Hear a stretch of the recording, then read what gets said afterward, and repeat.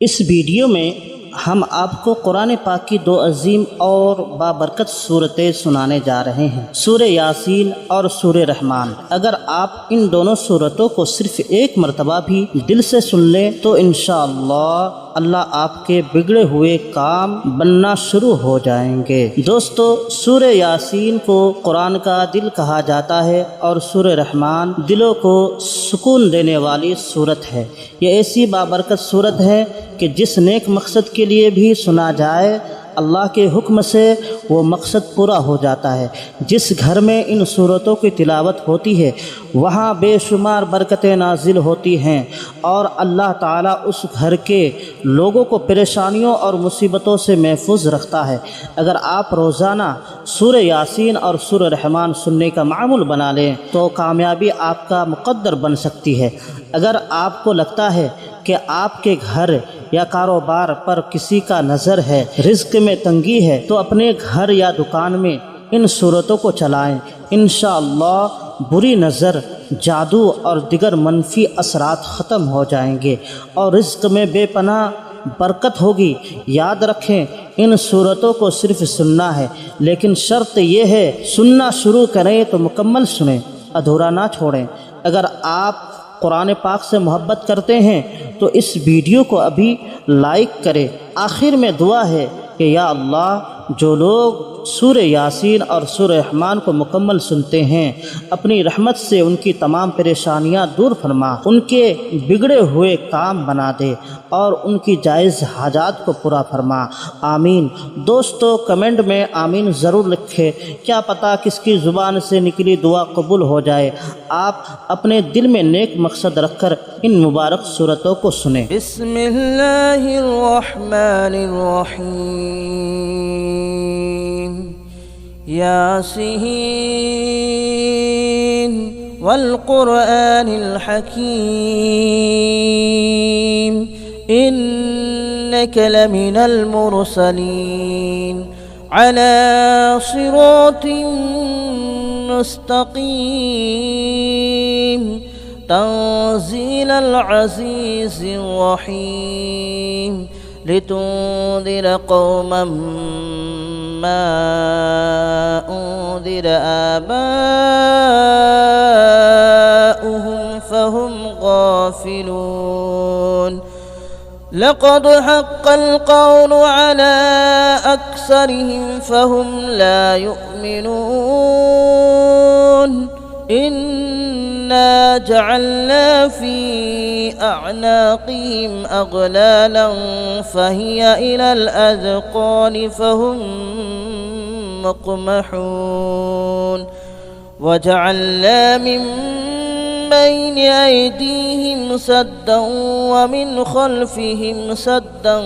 फ़अग़शयनाहुम फ़हुम ला युबसिरून। वसवाउन अलैहिम अअंज़रतहुम अम लम तुंज़िरहुम ला युमिनून।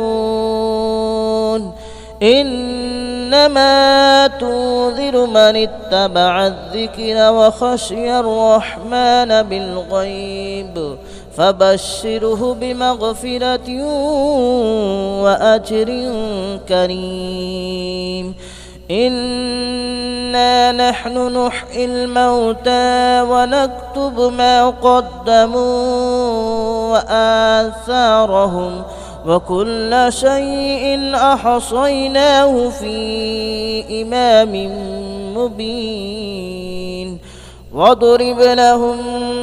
मसलन अस्हाबल क़रियह इज़ जाअहल मुरसलून।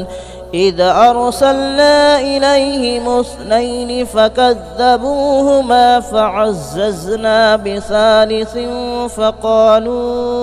فقالوا إنا إليكم مرسلون. قالوا ما أنتم إلا بشر مثلنا وما أنزل الرحمن من شيء إن أنتم إلا تكذبون قالوا ربنا يعلم إنا إليكم لمرسلون وما علينا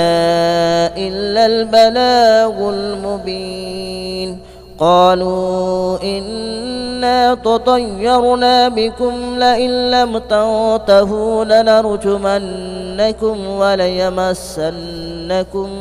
منا عذاب أليم قالوا طائركم معكم أئن ذكرتم بل أنتم قوم مسرفون وجاء من أقصى المدينة رجل يسعى قال يا قوم اتبعوا المرسلين اتبعوا من لا يسألكم أجرا وهم مهتدون وما لي لا أعبد الذي فطرني وإليه ترجعون أأتخذ من دونه آلهة إن يردني الرحمن بضر لا تغن عني شفاءتهم شيئا ولا ينقذون إني إذا لفي ضلال مبين إني آمنت بربكم فاسمعون قيل ادخل الجنة قال يا ليت قومي يعلمون بما غفر لي ربي وجعلني من المكرمين وما أنزلنا على قومه من بعده من جود من السماء وما كنا منزلين إن كانت إلا صيحة واحدة فإذا هم خامدون يا حسرة على العباد ما يأتيهم من رسول إلا كانوا به يستهزئون ألم يروا كم أهلكنا قبلهم من القرون أنهم إليهم لا يرجعون وإن كل لما جميع لدينا محضرون وآية لهم الأرض الميتة أحييناها وأخرجنا منها حبا فمنه يأكلون وجعلنا فيها جنات من نخيل وأعناب وفجرنا فيها من العيون ليأكلوا من ثمره وما عملته أيديهم أفلا يشكرون سبحان الذي خلق الأزواج كلها مما تنبت الأرض ومن أنفسهم ومما لا يعلمون وآية لهم الليل نسلخ منه النهار فإذا هم مظلمون والشمس تجري لمستقر لها ذلك تقدير العزيز العليم والقمر قدرناه منازل حتى عاد كالعرجون القديم لا الشمس ينبغي لها أن تدرك القمر ولا الليل سابق النهار وكل في فلك يسبحون وآية لهم ألا حملنا ذريتهم في الفلك المشحون وخلقنا لهم من مثله ما يركبون وإن نشأ نغرقهم فلا صريخ لهم ولا هم ينقذون إلا رحمة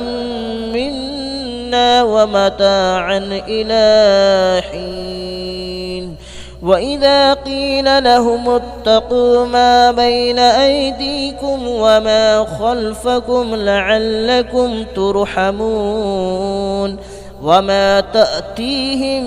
من آية من آيات ربهم إلا كانوا عنها معرضين وإذا قيل لهم أنفقوا مما رزقكم الله قال الذين كفروا للذين آمنوا أنطعم من لو يشاء الله أطعمه إن أنتم إلا في ضلال مبين ويقولون متى هذا الوعد إن كنتم صادقين ما ينظرون إلا صيحة واحدة تأخذهم وهم يخصمون فلا يستطيعون توصية ولا إلى أهلهم يرجعون ونفخ في الصور فإذا هم من الأجداث إلى ربهم ينسلون قالوا يا ويلنا من بعثنا من مرقدنا هذا ما وعد الرحمن وصدق المرسلون إن كانت إلا صيحة واحدة فإذا هم جميع لدينا محضرون فاليوم لا تظلم نفس شيئا ولا تجزون إلا ما كنتم تعملون إن أصحاب الجنة اليوم في شغل فاكهون هم وأزواجهم في ظلال على الأرائك متكئون لهم فيها فاكهة ولهم ما يدعون سلام قولا من رب رحيم وامتازوا اليوم أيها المجرمون ألم أعهد إليكم يا بني آدم ألا تعبدوا الشيطان ألم أعهد إليكم يا بني آدم ألا تعبدوا الشيطان إنه لكم عدو مبين وأن اعبدوني هذا صراط مستقيم ولقد أضل منكم جبلا كثيرا أفلم تكونوا تعقلون هذه جهنم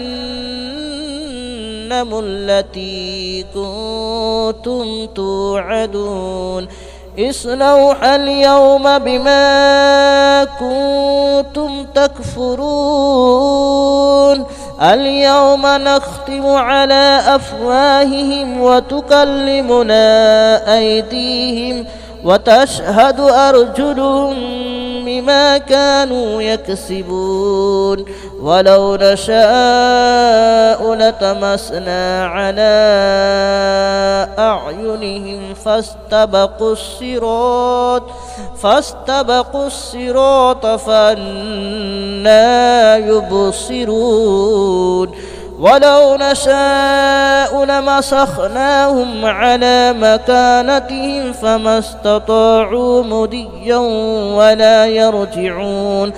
ومن نعمره ننكسه في الخلق أفلا يعقلون وما علمناه الشعر وما ينبغي له إن هو إلا ذكر وقرآن مبين لينذر من كان حيا ويحق القول على الكافرين أولم يروا أنا خلقنا لهم مما عملت أيدينا أنعاما فهم لها مالكون وذللناها لهم فمنها ركوبهم ومنها يأكلون ولهم فيها منافع ومشارب أفلا يشكرون واتخذوا من دون الله آلهة لعلهم ينصرون لا يستطيعون نصرهم وهم لهم جند محضرون فلا يحزنك قولهم إنا نعلم ما يسرون وما يعلنون أولم ير الإنسان أنا خلقناه من نطفة فإذا هو خصيم مبين وضرب لنا مثلا ونسي خلقه قال من يحيي العظام وهي رميم قل يحييها الذي أنشأها أول مرة وهو بكل خلق عليم الذي جعل لكم من الشجر الأخضر نارا فإذا أنتم منه توقدون أوليس الذي خلق السماوات والأرض بقادر على أن يخلق مثلهم بلى وهو الخلاق العليم إنما أمره إذا أراد شيئا أن يقول له كن فيكون فسبحان الذي بيده ملكوت كل شيء وإليه ترجعون بسم الله الرحمن الرحيم الرحمن علم القرآن خلق الإنسان علمه البيان الشمس والقمر بحسبان والنجم والشجر يسجدان والسماء رفعها ووضع الميزان ألا تطغوا في الميزان وأقيموا الوزن بالقسط ولا تخسروا الميزان والأرض وضعها للأنام فيها فاكهة والنخل ذات الأكمام والحب ذو العصف والريحان فبأي آلاء ربكما تكذبان خلق الإنسان من صلصال كالفخار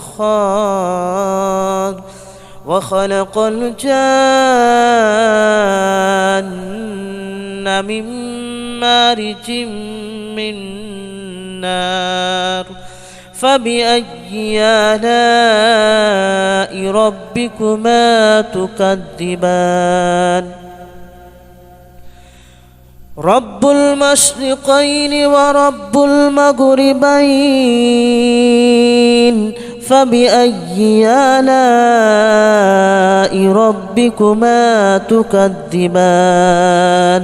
مرج البحرين يلتقيان بينهما برزخ لا يبغيان فبأي آلاء ربكما تكذبان يخرج منهما اللؤلؤ والمرجان فبأي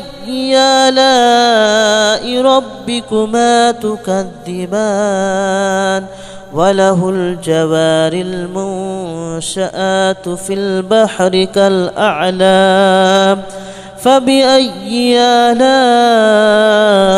ربكما تكذبان كل من عليها فان ويبقى وجه ربك ذو الجلال والإكرام فبأي آلاء ربكما تكذبان يسأله من في السماوات والأرض كل يوم هو في شأن فبأي آلاء ربكما تكذبان سنفرغ لكم أيها الثقلان فبأي آلاء ربكما تكذبان يا معشر الجن والإنس إن استطعتم أن تنفذوا من أقطار السماوات والأرض فانفذوا لا تنفذون إلا بسلطان فبأي آلاء ربكما تكذبان يرسل عليكما شواظ من نار ونحاس فلا تنتصران فبأي آلاء ربكما تكذبان فإذا انشقت السماء فكانت وردة كالدهان فبأي آلاء ربكما تكذبان فيومئذ لا يسأل عن ذنبه إنس ولا جان فبأي آلاء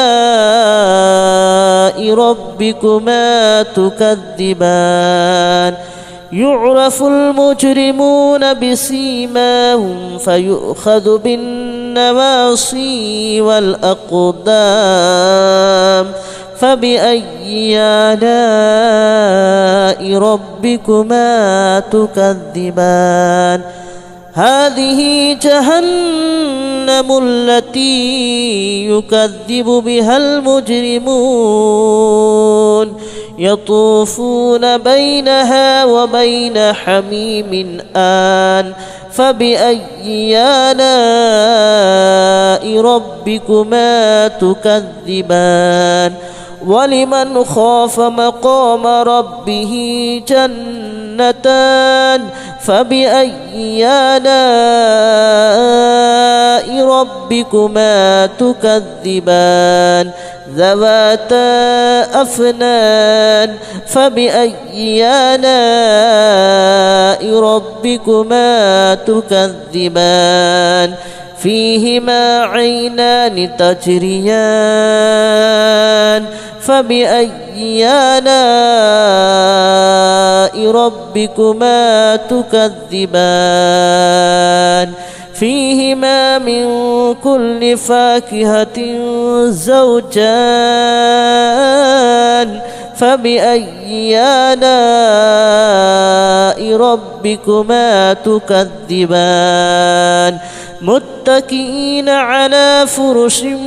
بطائنها من استبرق وجنى الجنتين دان فبأي آلاء ربكما تكذبان فيهن قاصرات الطرف لم يطمثهن إنس قبلهم ولا جان فبأي آلاء ربكما تكذبان كأنهن الياقوت والمرجان فبأي آلاء ربكما تكذبان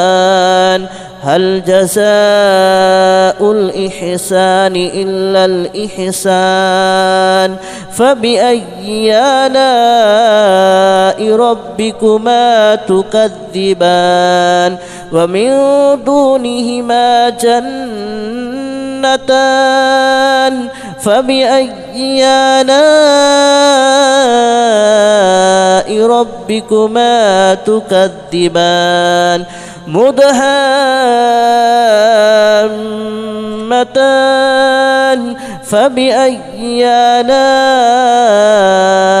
ربكما تكذبان فيهما عينان نضاختان فبأي آلاء ربكما تكذبان فيهما فاكهة ونخل ورمان فبأي آلاء ربكما تكذبان فيهن خيرات حسان فبأي آلاء ربكما تكذبان حور مقصورات في الخيام فبأي آلاء ربكما تكذبان لم يطمثهن إنس قبلهم ولا جان فبأي آلاء ربكما تكذبان متكئين على رفرف خضر وأبقري حسان فبأي آلاء ربكما تكذبان تبارك اسم ربك ذي الجلال والإكرام بسم الله الرحمن الرحيم إذا وقعت الواقعة ليس لوقعتها كاذبة خافضة رافعة إذا رجت الأرض رجا وبست الجبال بسا فكانت هباء منبثا وكنتم أزواجا ثلاثة فأصحاب الميمنة ما أصحاب الميمنة وأصحاب المشأمة ما أصحاب المشأمة والسابقون السابقون أولئك المقربون في جنات النعيم ثلة من الأولين وقليل من الآخرين على سرر موضونة متكئين عليها متقابلين يطوف عليهم ولدان مخلدون بأكواب وأباريق وكأس من معين لا يصدعون عنها ولا ينزفون وفاكهة مما يتخيرون ولحم طير مما يشتهون وحور عين كأمثال اللؤلؤ المكنون جزاء بما كانوا يعملون لا يسمعون فيها لغوا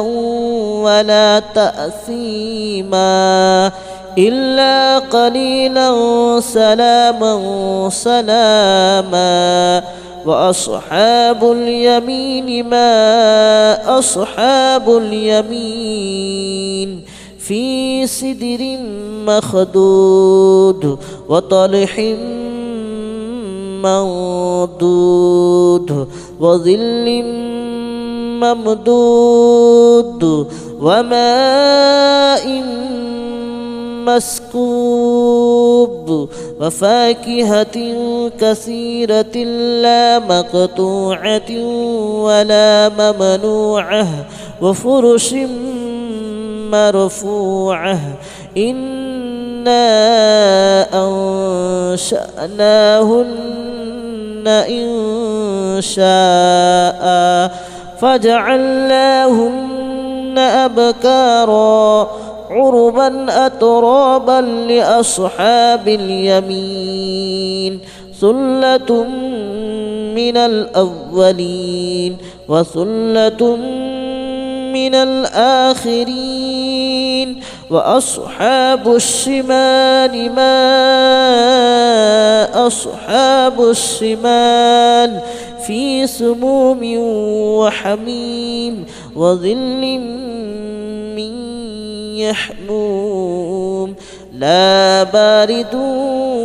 ولا كريم إنهم كانوا قبل ذلك مترفين وكانوا يصرون على الحنث العظيم وكانوا يقولون أئذا متنا وكنا ترابا وعظاما أئنا لمبعوثون أو آباؤنا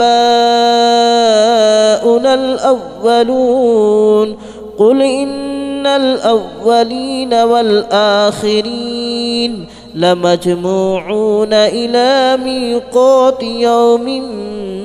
معلوم ثم إنكم أيها الضالون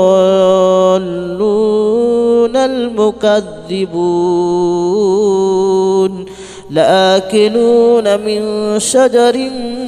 من زقوم فمالئون منها البطون فشاربون عليه من الحميم فشاربون شرب الحميم هذا نزلهم يوم الدين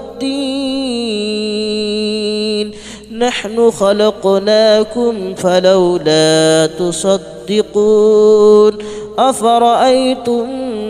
ما تمنون أأنتم تخلقونه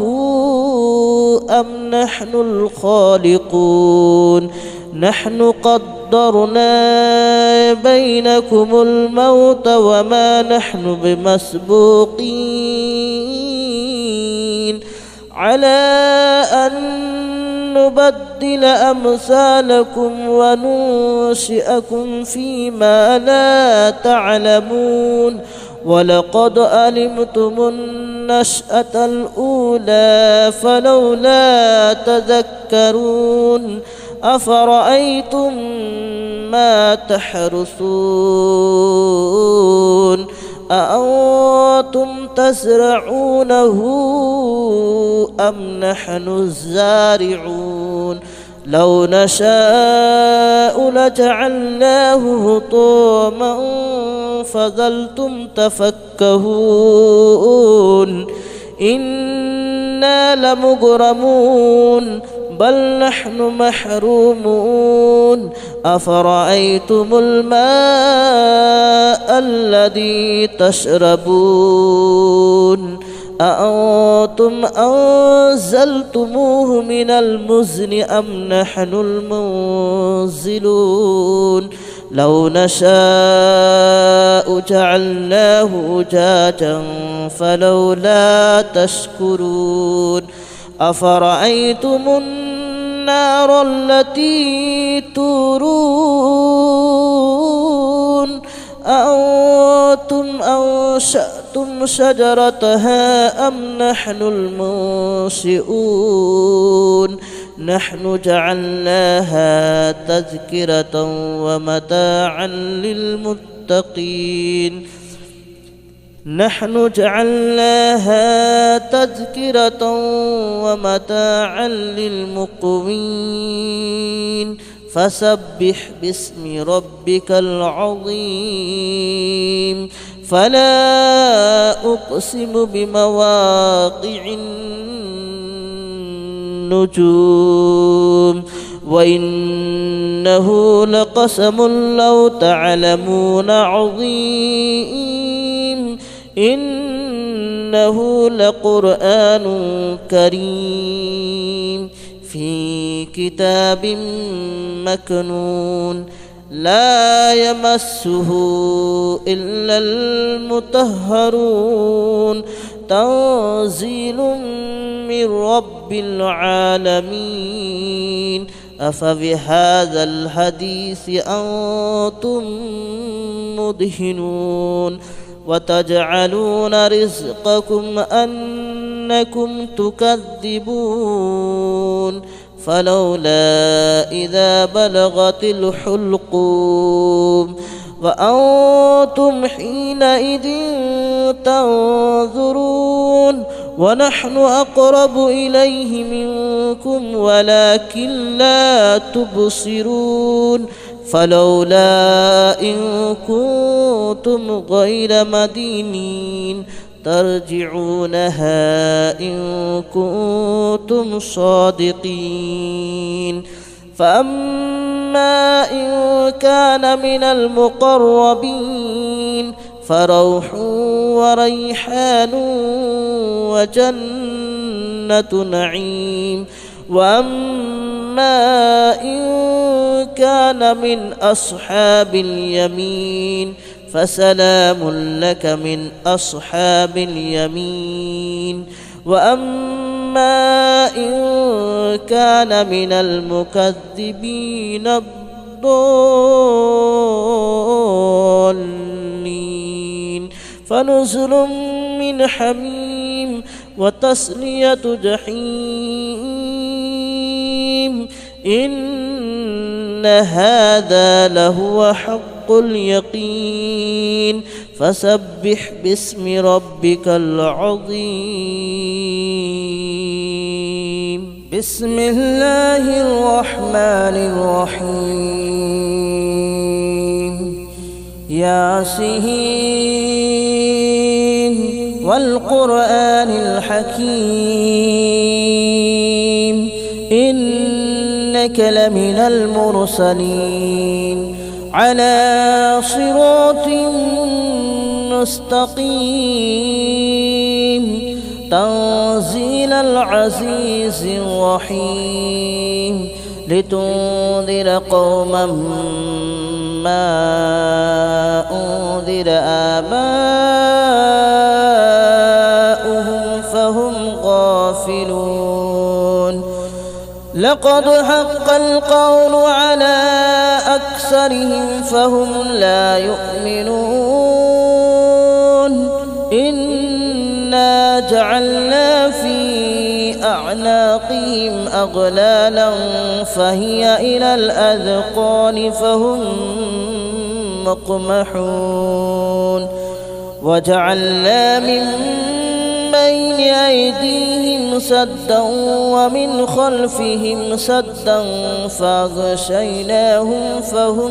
لا يبصرون وسواء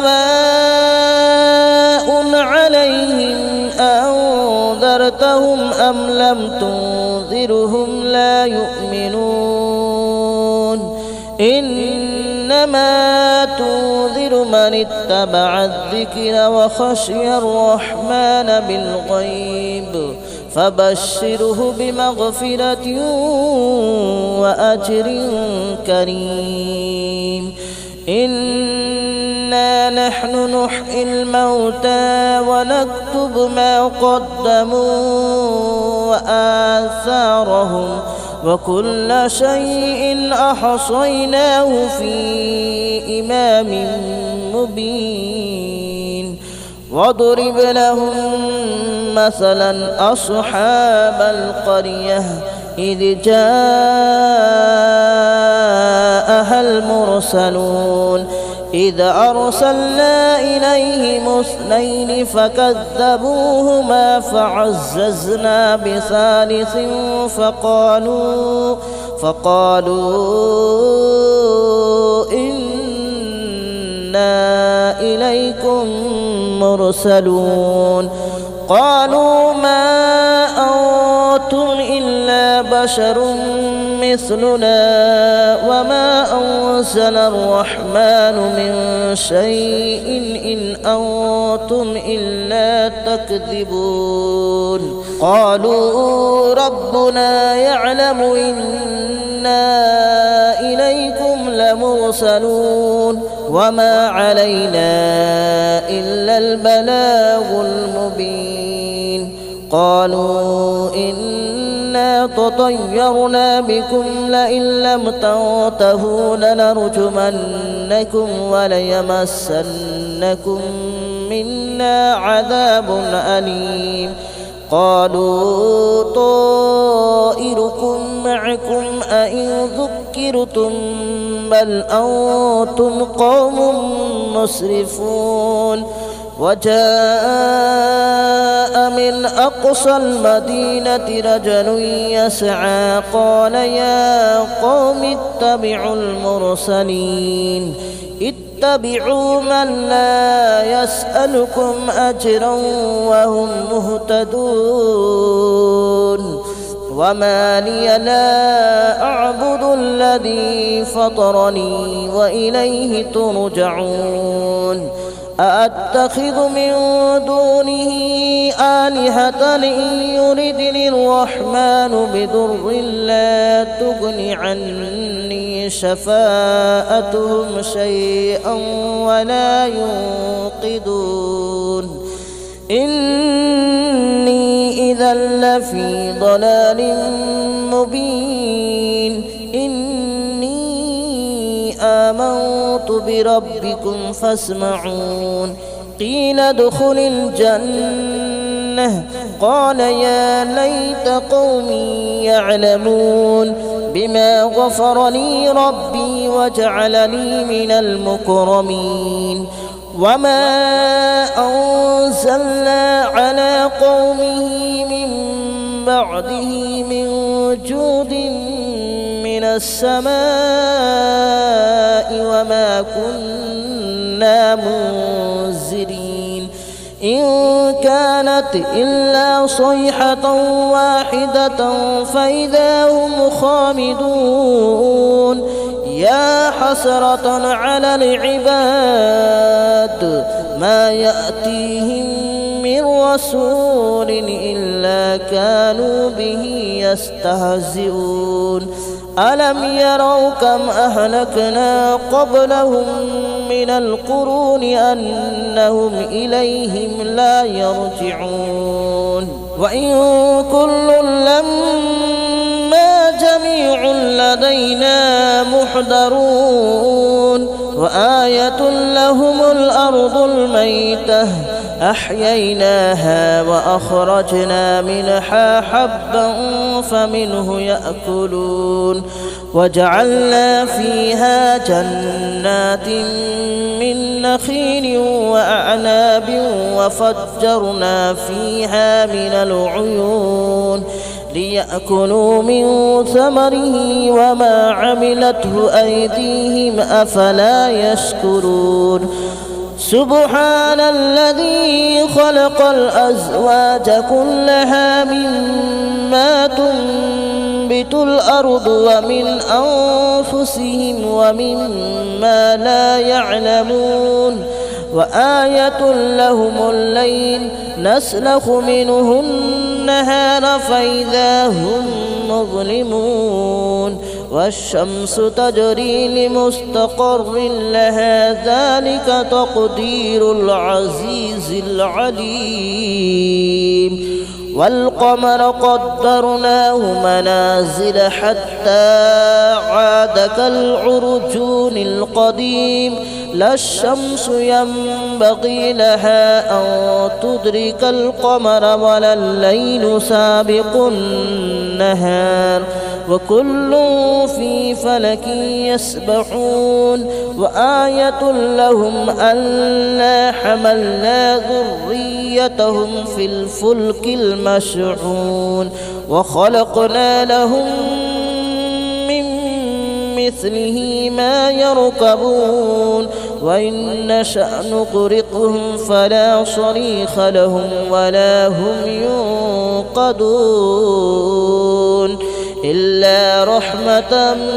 منا ومتاعا إلى حين وإذا قيل لهم اتقوا ما بين أيديكم وما خلفكم لعلكم ترحمون وما تأتيهم من آية من آيات ربهم إلا كانوا عنها معرضين وإذا قيل لهم أنفقوا مما رزقكم الله قال الذين كفروا للذين آمنوا أنطعم من لو يشاء الله أطعمه إن أنتم إلا في ضلال مبين ويقولون متى هذا الوعد إن كنتم صادقين ما ينظرون إلا صيحة واحدة تأخذهم وهم يخصمون فلا يستطيعون توصية ولا إلى أهلهم يرجعون ونفخ في الصور فإذا هم من الأجداث إلى ربهم ينسلون قالوا يا ويلنا من بعثنا من مرقدنا هذا ما وعد الرحمن وصدق المرسلون إن كانت إلا صيحة واحدة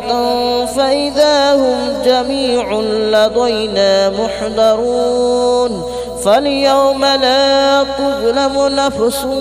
شيئا ولا تجزون إلا ما كنتم تعملون إن أصحاب الجنة اليوم في شغل فاكهون هم وأزواجهم في ظلال على الأرائك متكئون لهم فيها فاكهة ولهم ما يدعون سلام قولا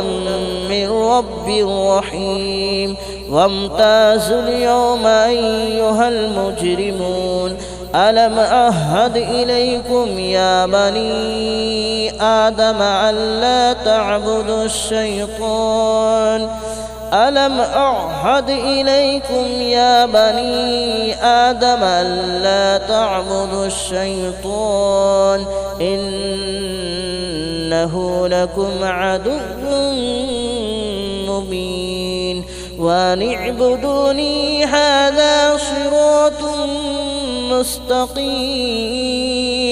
ولقد أضل منكم جبلا كثيرا أفلم تكونوا تعقلون هذه جهنم التي كنتم توعدون اصلوها اليوم بما كنتم تكفرون اليوم نختم على أفواههم وتكلمنا أيديهم وتشهد أرجلهم بما كانوا يكسبون ولو نشاء لطمسنا على أعينهم فاستبقوا الصراط فأنى يبصرون ولو نشاء لمسخناهم على مكانتهم فما استطاعوا مضيا ولا يرجعون ومن نعمره ننكسه في الخلق أفلا يعقلون وما علمناه الشعر وما ينبغي له إن هو إلا ذكر وقرآن مبين لينذر من كان حيا ويحق القول على الكافرين أولم يروا أنا خلقنا لهم مما عملت أيدينا أنعاما فهم لها مالكون وذللناها لهم فمنها ركوبهم ومنها يأكلون ولهم فيها منافع ومشارب أفلا يشكرون واتخذوا من دون الله آلهة لعلهم ينصرون لا يستطيعون نصرهم وهم لهم جند محضرون فلا يحزنك قولهم إنا نعلم ما يسرون وما يعلنون أولم يرى الإنسان أنا خلقناه من نطفة فإذا هو خصيم مبين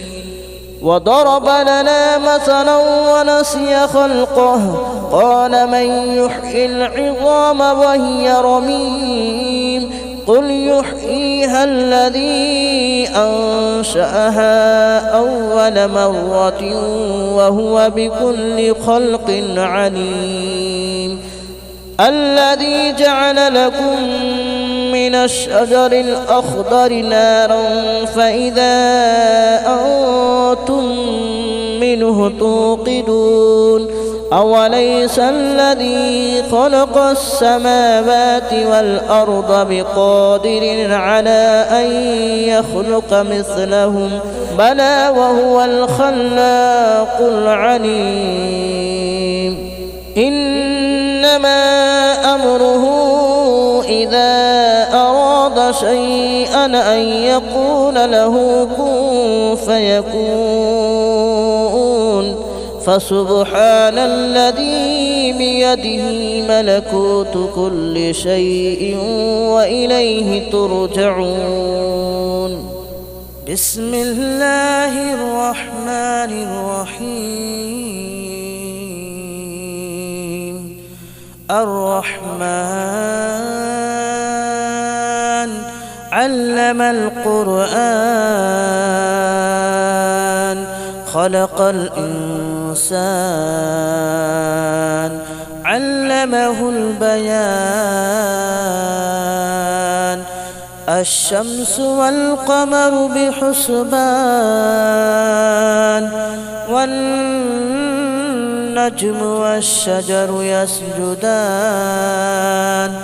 والسماء رفعها ووضع الميزان ألا تطغوا في الميزان وأقيموا الوزن بالقسط ولا تخسروا الميزان والأرض وضعها للأنام فيها فاكهة والنخل ذات الأكمام والحب ذو العصف والريحان فبأي آلاء ربكما تكذبان خلق الإنسان الإنسان من صلصال كالفخار وخلق الجان من مارج من نار فبأي آلاء ربكما تكذبان رب المشرقين ورب المغربين فبأي آلاء ربكما تكذبان مرج البحرين يلتقيان بينهما برزخ لا يبغيان فبأي آلاء ربكما تكذبان يخرج منهما اللؤلؤ والمرجان فبأي آلاء ربكما تكذبان وله الجوار المنشآت في البحر كالأعلام فبأي آلاء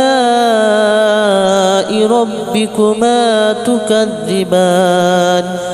كل من عليها فان ويبقى وجه ربك ذو الجلال والإكرام فبأي آلاء ربكما تكذبان يسأله من في السماوات والأرض كل يوم هو في شأن فبأي آلاء ربكما تكذبان سنفرغ لكم أيها الثقلان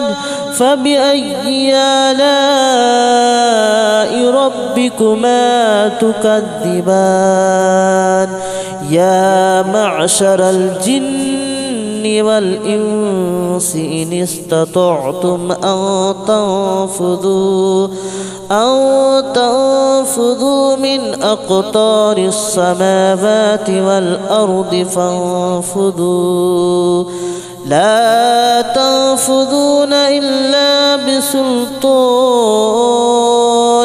فبأي آلاء ربكما تكذبان يرسل عليكما شواظ من نار ونحاس فلا تنتصران فبأي آلاء ربكما تكذبان فإذا انشقت السماء فكانت وردة كالدهان فبأي آلاء ربكما تكذبان فيومئذ لا يسأل عن ذنبه إنس ولا جان فبأي آلاء ربكما تكذبان يعرف المجرمون بسيماهم فيؤخذ بالنواصي والأقدام فبأي آلاء ربكما تكذبان هذه جهنم التي يكذب بها المجرمون يطوفون بينها وبين حميم آن فبأي آلاء ربكما تكذبان ولمن خاف مقام ربه جنتان فبأي آلاء ربكما تكذبان ذواتا أفنان فبأي آلاء ربكما تكذبان فيهما عينان تجريان فبأي آلاء ربكما تكذبان فيهما من كل فاكهة زوجان فبأي آلاء ربكما تكذبان متكئين على فرش بطائنها من استبرق وجنى الجنتين دان فبأي آلاء ربكما تكذبان فيهن قاصرات الطرف لم يطمثهن إنس قبلهم ولا جان فبأي آلاء ربكما تكذبان كأنهن الياقوت والمرجان فبأي آلاء ربكما تكذبان هل جزاء الإحسان إلا الإحسان فبأي آلاء ربكما تكذبان ومن دونهما جنتان فبأي آلاء ربكما تكذبان مدهامتان فبأي آلاء ربكما تكذبان فيهما عينان نضاختان فبأي آلاء ربكما تكذبان فيهما فاكهة ونخل ورمان فبأي آلاء ربكما تكذبان فيهن خيرات حسان فبأي آلاء ربكما تكذبان حور مقصورات في الخيام فبأي آلاء ربكما تكذبان لم يطمثهن إنس قبلهم ولا جان فبأي آلاء ربكما تكذبان متكئين على رفرف خضر وأبقري حسان فبأي آلاء ربكما تكذبان تبارك اسم ربك ذي الجلال والإكرام بسم الله الرحمن الرحيم إذا وقعت الواقعة ليس لوقعتها كاذبة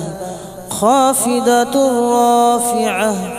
إذا رجت الأرض رجا وبست الجبال بسا فكانت هباء منبثا وكنتم أزواجا ثلاثة فأصحاب الميمنة ما أصحاب الميمنة وأصحاب المشأمة ما أصحاب المشأمة والسابقون السابقون أولئك المقربون في جنات النعيم ثلة من الأولين وقليل من الآخرين على سرر موضونة متكئين عليها متقابلين يطوف عليهم ولدان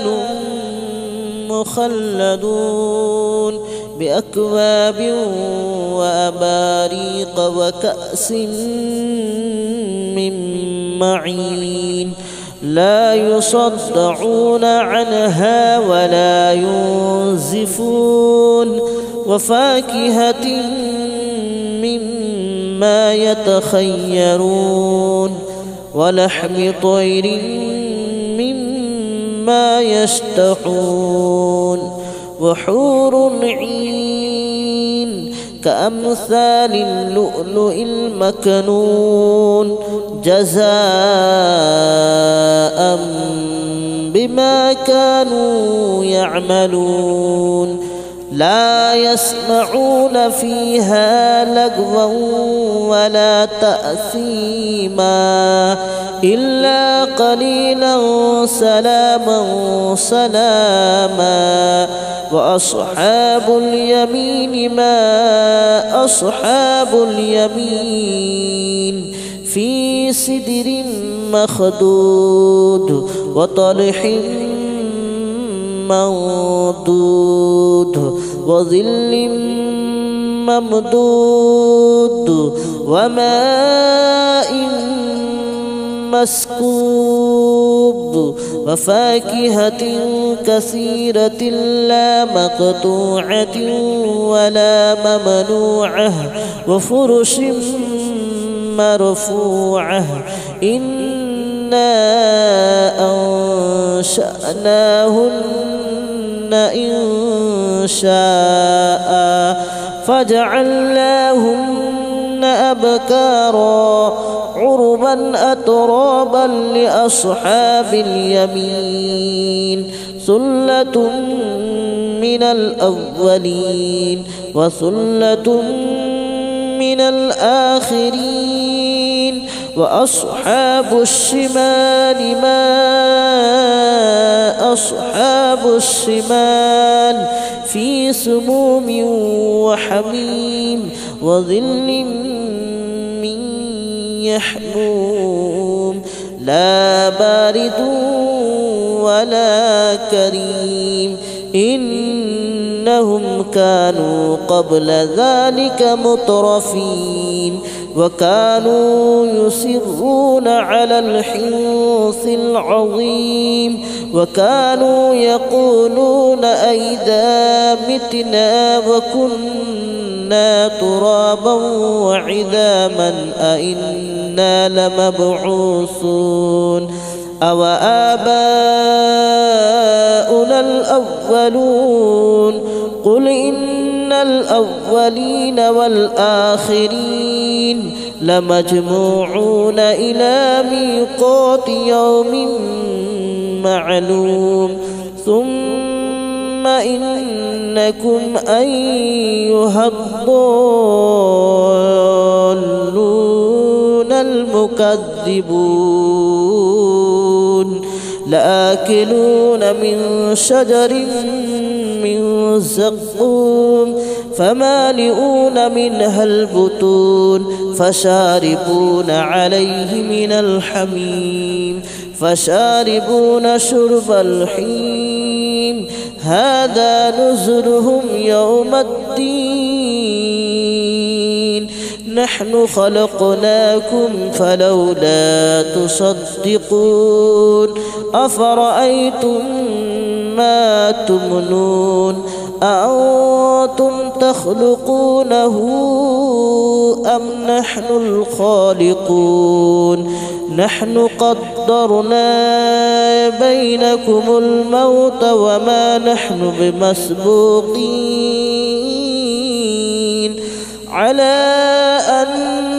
نبدل أمثالكم وننشئكم فيما لا تعلمون ولقد علمتم النشأة الأولى فلولا تذكرون أفرأيتم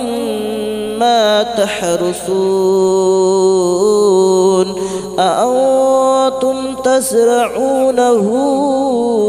أم نحن الزارعون لو نشاء لجعلناه هطاما فظلتم تفكهون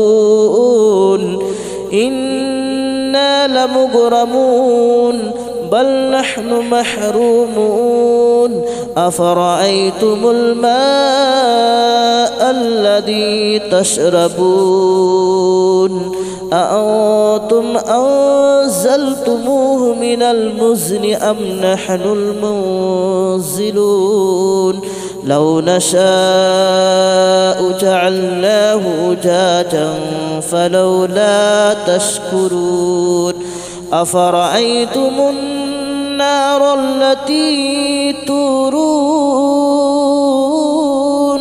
أأنتم أنشأتم شجرتها أم نحن المنشئون نحن جعلناها تذكرة ومتاعا للمتقين نحن جعلناها تذكرة ومتاعا للمقوين فسبح باسم ربك العظيم فلا أقسم بمواقع النجوم وإنه لقسم لو تعلمون عظيم إنه لقرآن كريم في كتاب مكنون لا يمسه إلا المطهرون تنزيل من رب العالمين أفبهذا الحديث أنتم مدهنون وتجعلون رزقكم أنكم تكذبون فلولا إذا بلغت الحلقوم وأنتم حينئذ تنظرون ونحن أقرب إليه منكم ولكن لا تبصرون فلولا إن كنتم غير مدينين ترجعونها إن كنتم صادقين فأما إن كان من المقربين فروح وريحان وجنة نعيم وأما إن كان من أصحاب اليمين فسلام لك من أصحاب اليمين وأما إن كان من المكذبين الضالين فنزل من حميم وتصلية جحيم إن هذا لهو حق اليقين فسبح باسم ربك العظيم بسم الله الرحمن الرحيم ياسين والقرآن الحكيم إنك لمن المرسلين على صراط مستقيم تنزيل العزيز الرحيم لتنذر قوما ما أنذر آباؤهم فهم غافلون لقد حق القول على أكثرهم فهم لا يؤمنون إنا جعلنا في أعينهم أعناقهم أغلالا فهي إلى الأذقان فهم مقمحون وجعلنا من بين أيديهم سدا ومن خلفهم سدا فأغشيناهم فهم لا يبصرون وسواء عليهم أنذرتهم أم لم تنذرهم لا يؤمنون إنما تنذر من اتبع الذكر وخشي الرحمن بالغيب فبشره بمغفرة وأجر كريم إنا نحن نحيي الموتى ونكتب ما قدموا وآثارهم وكل شيء أحصيناه في إمام مبين واضرب لهم مثلا أصحاب القرية إذ جاءها المرسلون إذ أرسلنا إليهم اثنين فكذبوهما فعززنا بثالث فقالوا إنا إليكم مرسلون قالوا ما أنتم إلا بشر مثلنا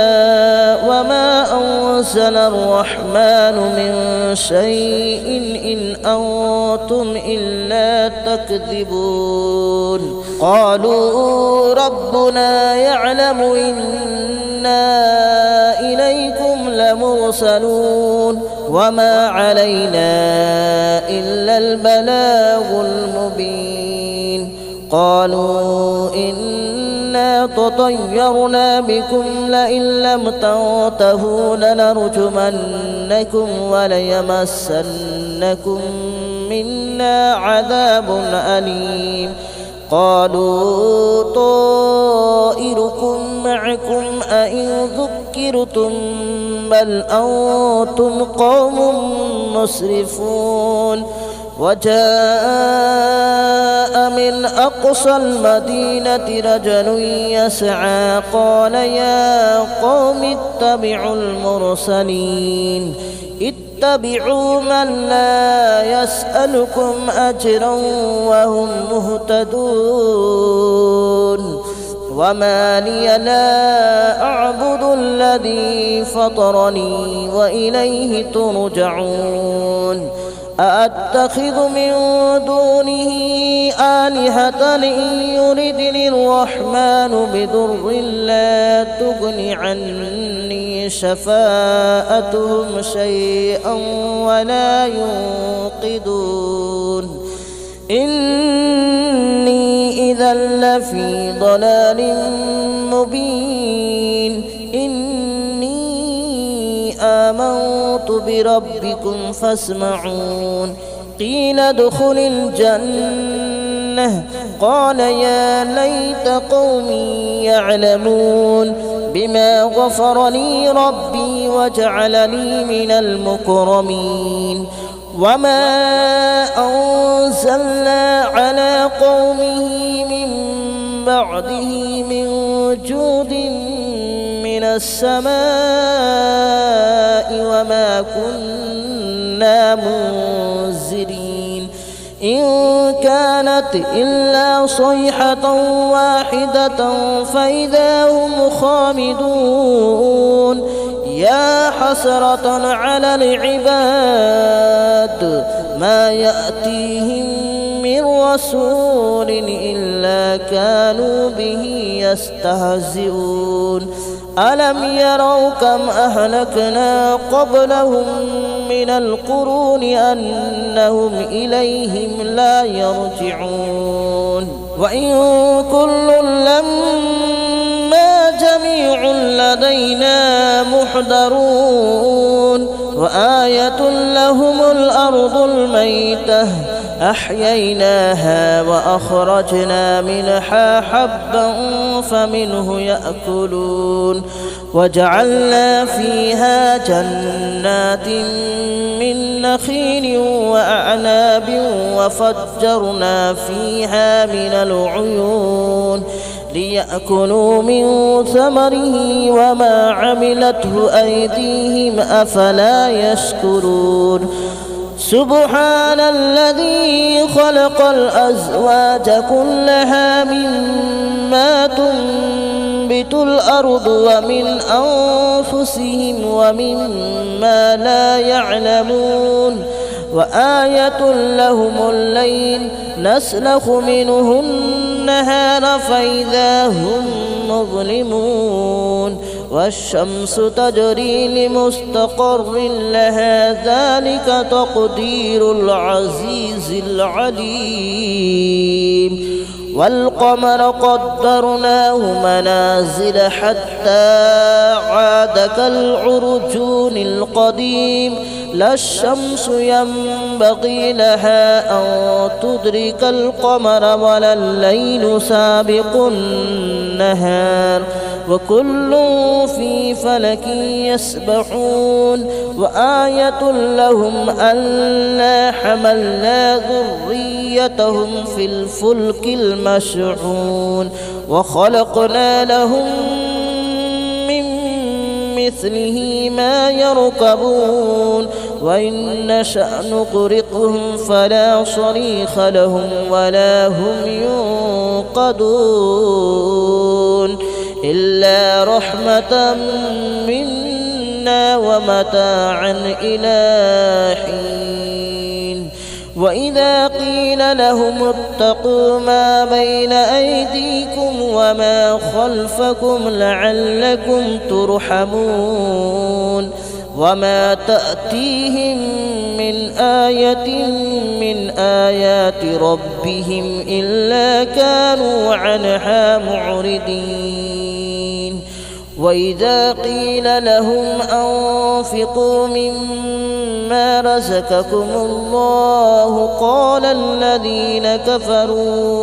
قال الذين كفروا للذين آمنوا أنطعم من لو يشاء الله أطعمه إن أنتم إلا في ضلال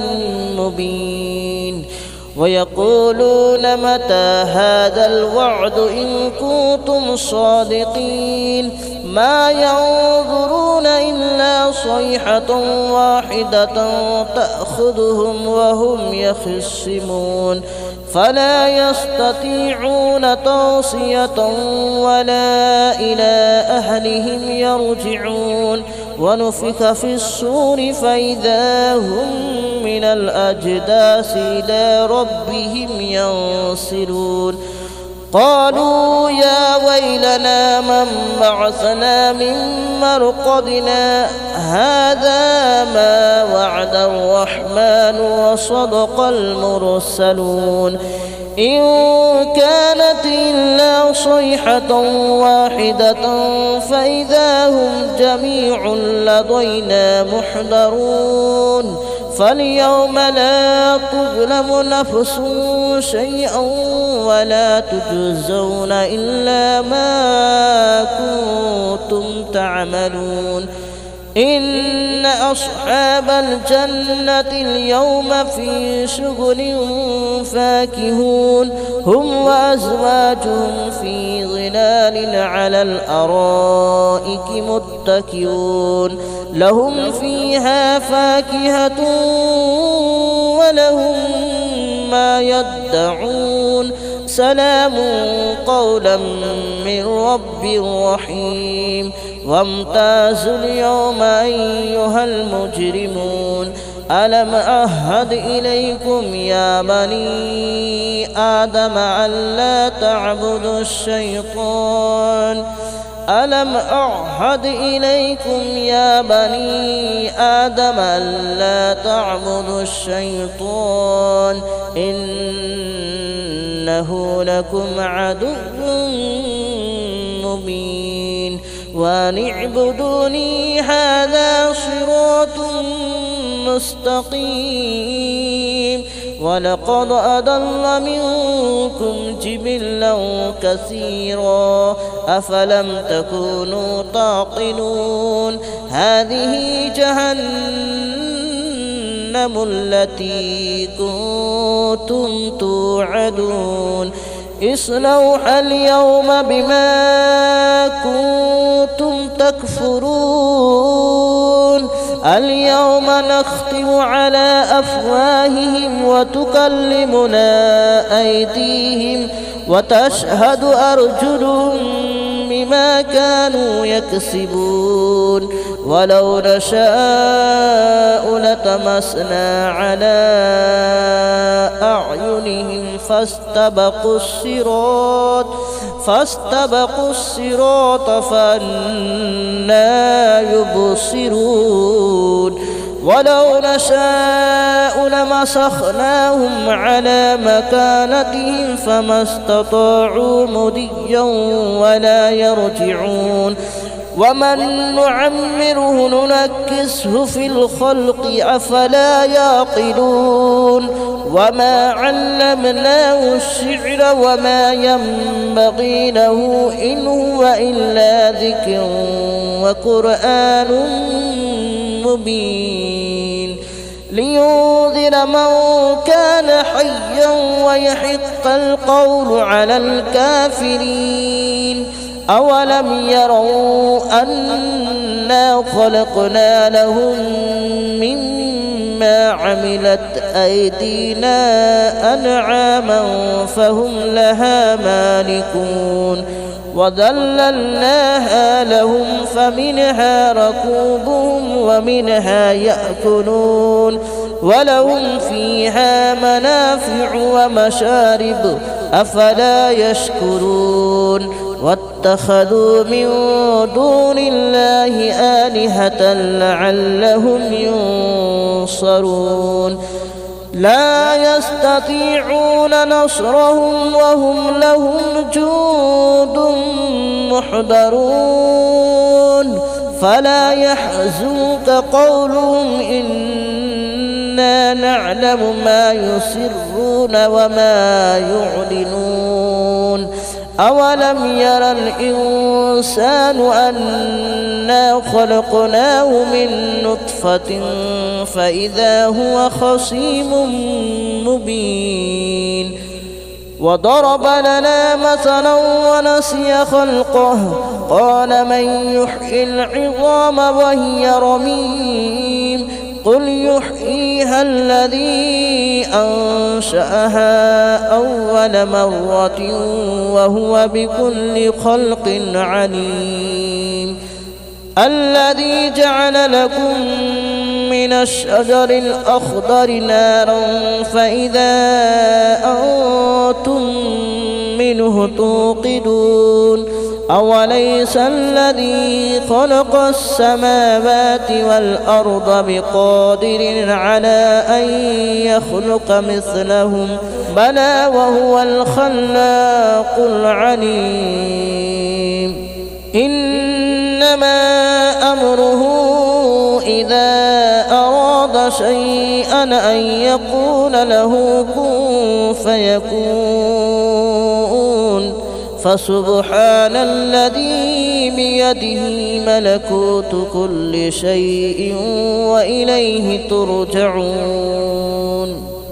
بسم الله الرحمن الرحيم الرحمن علم القرآن خلق الإنسان علمه البيان الشمس والقمر بحسبان والنجم والشجر يسجدان